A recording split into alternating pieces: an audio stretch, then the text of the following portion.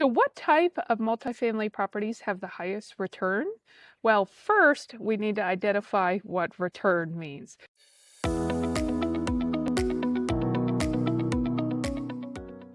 So there's a couple different ways that you can make money on real estate investments. The first one is, of course, cash flow. Second one, appreciation. The third one is a pay down of principal. And the fourth one is taxes. Now, because taxes are different for a lot of people, and there's some different ways you can realize the benefit or not of taxes, we're going to leave that one out of the discussion for now.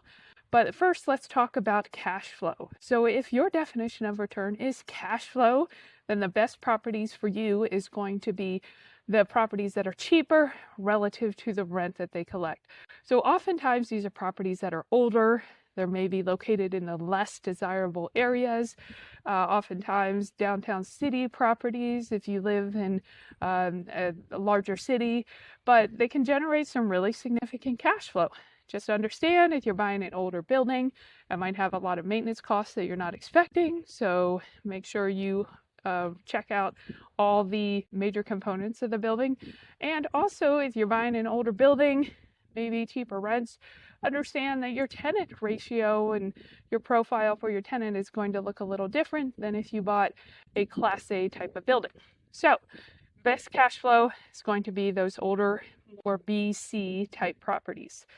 The second way you can make money is appreciation. And usually the best way to make money in appreciation as real estate is to buy in an area that people want to be in and will continue to want to be in. So there's definitely been a trend that people like living in warmer places versus colder places. So that generally tends to be like the southern area of the United States or maybe some warm islands somewhere.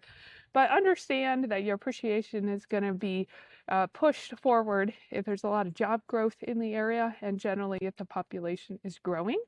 And as far as an asset class, single family homes tend to appreciate more than multifamily buildings are unless you're really pushing up and increasing those rents. So the appreciation part of it is really driven by the larger market demographics. And the third way you can make money is principal pay down. And this can really be more so affected by the type of mortgage that you have. So if you go to a traditional commercial or traditional bank and get a commercial loan to purchase your apartment building, most of the time the bank is going to want to give you 20 to 25-year amortization max. So that's going to mean that your principal pay down is going to be more aggressive than someone who has a 30-year mortgage. The 30-year mortgage person might have a better cash flow, but you're going to be paying down your principal faster. So if your end goal is to accumulate a bunch of properties that are paid off, that's great. That principal pay down is working in your favor, man, and it's going to help you get there faster. Obviously, the opposite of that is the interest-only loan. That's not helping you get that principal pay down any faster.